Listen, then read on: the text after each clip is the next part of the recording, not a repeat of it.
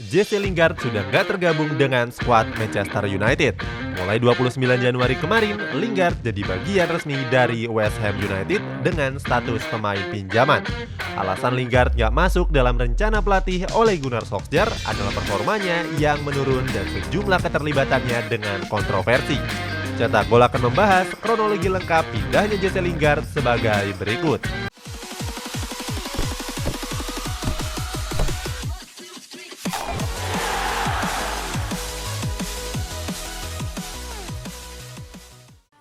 Penurunan performa.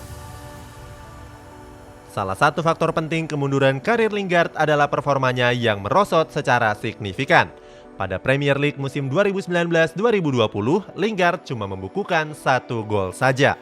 Padahal di musim sebelumnya dia masih mencetak 4 gol. 1 gol Lingard di Premier League musim 2019-2020 tersebut dia cetak ke gawang Leicester City. Pertandingan itu sendiri merupakan pertandingan pekan ke-38 atau laga terakhir di musim tersebut. Sebuah gol yang mengagetkan seluruh fans dan hatersnya. Di musim 2020-2021 catatannya lebih kasihan lagi. Dalam 20 pertandingan yang dilalui oleh Manchester United, Lingard belum mencetak 1 gol pun. Hal ini tentu saja wajar karena Lingard memang belum pernah dimainkan sekalipun.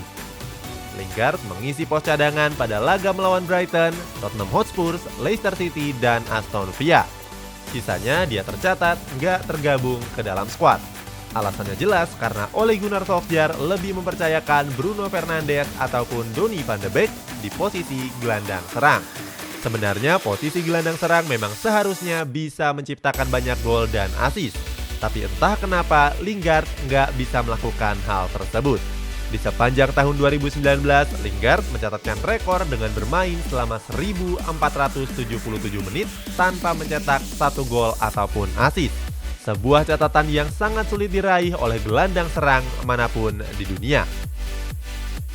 Dihujat fans di media sosial.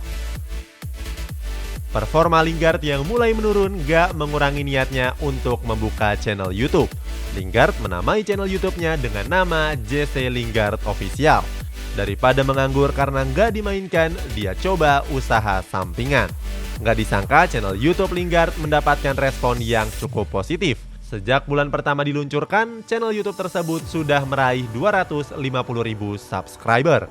Walaupun tidak mendapatkan trofi apa-apa, paling tidak Lingard mendapatkan trofi Silver Play Button. Pada tahun lalu, Lingard bahkan mengadakan giveaway 10 iPhone gratis kepada para subscribernya. Lingard memang orang yang cukup populer di media sosial. Sebelum membuka channel YouTube, dia memang sudah aktif di Instagram dan Twitter. Instagramnya sudah diikuti oleh 6,6 juta pengguna, sedangkan Twitternya diikuti oleh 1,9 juta pengguna. Sayang, aktifnya Lingard di media sosial justru membuatnya panen hujatan.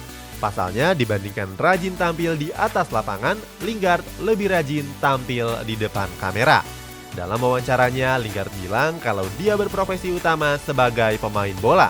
Tapi setelah fluid panjang ditiupkan, dia adalah seorang influencer. Bagi Lingard, keaktifannya di media sosial membuat para fans bisa tahu apa yang dia lakukan di luar lapangan. Entah apa yang dipikirkan oleh netizen, tapi aktif di media sosial bukanlah suatu kesalahan. Apalagi Lingard mencoba aktif di berbagai platform untuk membuat para fansnya selalu merasa dekat dengan dirinya. Hal ini tentu lebih baik dibandingkan pemain bola yang terkesan sombong dan tertutup. Padahal fans juga berkontribusi atas karir mereka dan mengasih dukungan dalam bentuk apapun. Terlibat video skandal. Pada bulan Juli 2019 yang lalu, Lingard pernah menggemparkan berbagai portal pemberitaan dengan mengunggah sebuah video kontroversial. Dalam video tersebut, Lingard merekam rekan satu timnya yang berada di sebuah hotel di Dubai. Dalam video tersebut, salah satu rekannya menirukan aksi yang tidak-tidak dengan memperagakan aktivitas seks di atas ranjang. Video nggak senonoh tersebut langsung membuat berbagai pihak kecewa, termasuk pelatih, tokoh sepak bola, dan para fans. Aksinya tersebut membuat Lingard dicap mencoreng nama baik klub. Dalam wawancaranya, Lingard bilang berniat merekam video tersebut dan cuma mengirimkan ke rekan-rekannya saja. Tapi entah kenapa video tersebut justru beredar luas. Lingard juga menyesali perbuatannya dan meminta maaf kepada pelatihnya Ole Gunnar Solskjaer. Kalau dilihat, sebenarnya video tersebut nggak separah apa yang digembar-gemborkan media. Pertama, video tersebut murni karena bercandaan. Kedua, Lingard memang nggak berniat menyebarluaskan video tersebut.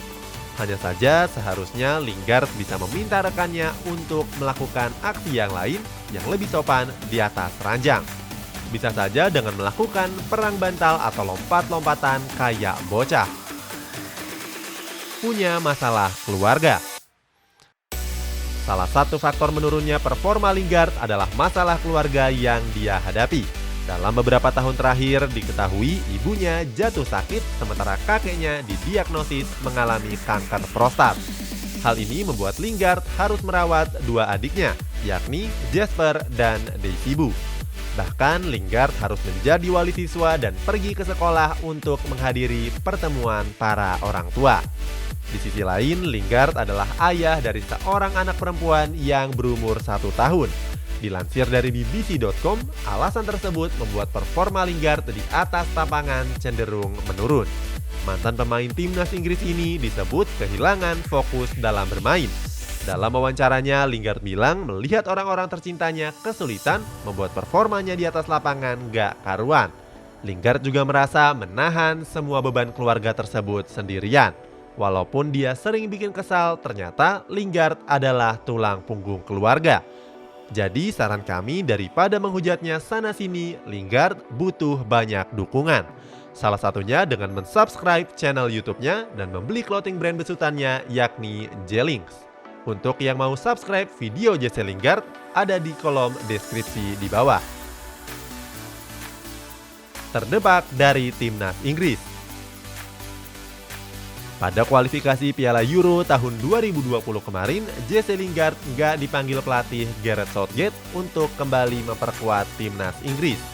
Dalam wawancaranya, Southgate bilang nggak manggil Lingard karena performanya di level klub yang menurun. Lingard bahkan nggak nyetak gol dan assist sepanjang 2019.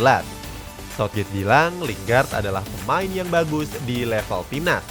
Dia selalu tampil apik untuk skuad The Three Lions. Tapi Southgate berpendapat kalau Lingard sedang mengalami periode yang sulit. Sebagai gelandang serang, jumlah gol dan assist jadi nilai utama. Untuk urusan catatan gol dan catatan assist, Lingard jelas nggak ada apa-apanya dibandingkan pemain Inggris yang lainnya, seperti Raheem Sterling ataupun Jadon Sancho. 3,5 tahun ke belakang, posisi Lingard di timnas Inggris memang masih aman. Alasannya saat itu dia belum punya banyak pesaing yang potensial. Tapi untuk sekarang persaingan mulai sengit setelah muncul wonderkid yang potensial. Untuk urusan timnas nggak banyak yang bisa dilakukan oleh Lingard. Kecuali Gareth Southgate membutuhkan gelandang serang yang bukan ditunjukkan untuk mencetak gol ataupun menyumbangkan assist, melainkan pemain yang eksis di atas lapangan. Maka Lingard bisa jadi pemain yang tepat. Itulah sebuah kronologi, kontroversi, dan halangan terjal yang menyerang karir cemerlang dari seorang Jesse Lingard. Dengan berbagai cobaan tersebut, masih bisa bermain di pentas tertinggi merupakan hal yang perlu disyukuri. Terutama terkait masih ada sejumlah klub yang berminat untuk mendatangkan Lingard. Dan kini West Ham United jadi klub yang paling beruntung yang akan diperkuat oleh Jesse Lingard sampai akhir musim nanti.